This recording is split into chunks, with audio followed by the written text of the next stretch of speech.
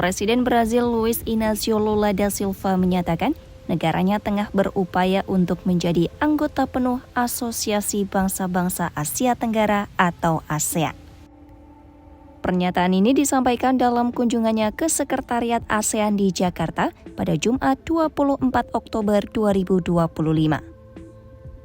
Kunjungannya disebut sebagai bagian dari upaya diplomasi Brazil untuk memperluas hubungan internasional khususnya di kawasan Asia Pasifik. Lula bertemu dengan Sekretaris Jenderal ASEAN, Kau Kim Horn, untuk membahas peningkatan status kerjasama antar kawasan. Dalam konferensi pers usai pertemuan, Lula menyatakan Brazil memiliki wajah yang mirip dengan negara-negara ASEAN. Ia menambahkan dirinya memiliki wajah seperti negara-negara ASEAN dan negaranya ingin menjadi anggota penuh ASEAN.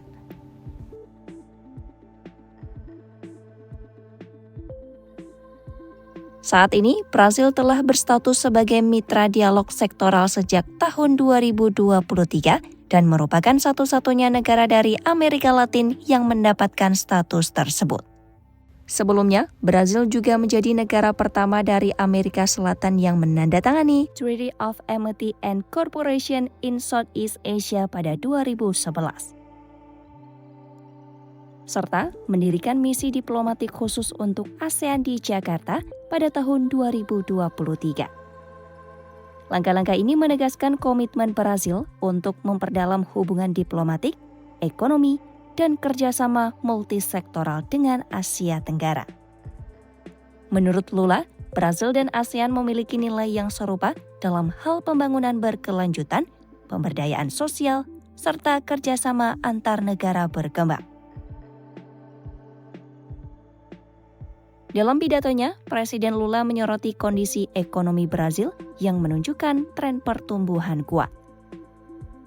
Selama 2 tahun berturut-turut, pertumbuhan ekonomi Brazil tercatat di atas 3%, suatu capaian yang terakhir kali terjadi pada 2010.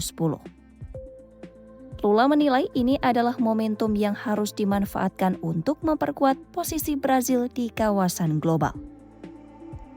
Ia menyebut Brazil berniat untuk menjadi mitra ekonomi yang lebih dekat dengan negara-negara ASEAN, khususnya dalam perdagangan komoditas, investasi infrastruktur, dan teknologi hijau.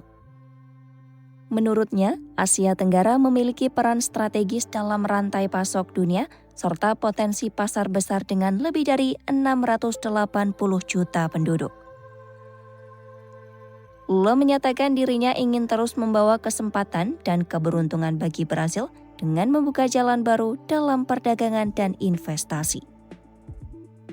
Ia menegaskan Brazil siap menjadi pintu masuk produk-produk Asia ke Amerika Selatan, sekaligus menjadi jembatan kerjasama antar benua.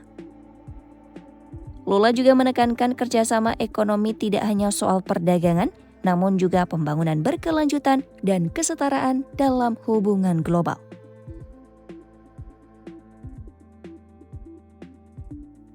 Dalam pertemuan di Jakarta, Lula juga menyampaikan undangan kepada ASEAN untuk berpartisipasi dalam konferensi perubahan iklim COP30.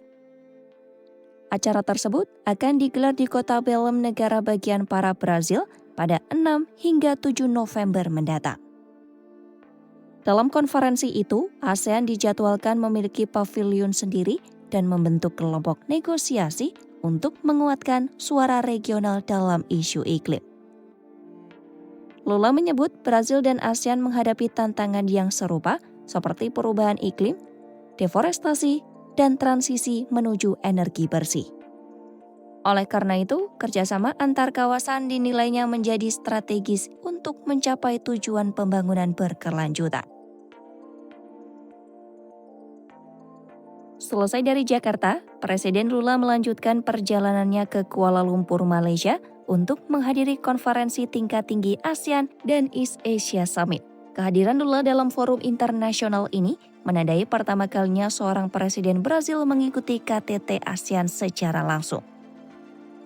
Langkah ini sekaligus menegaskan pergeseran strategis diplomasi Brazil yang kini semakin fokus ke kawasan Asia Pasifik.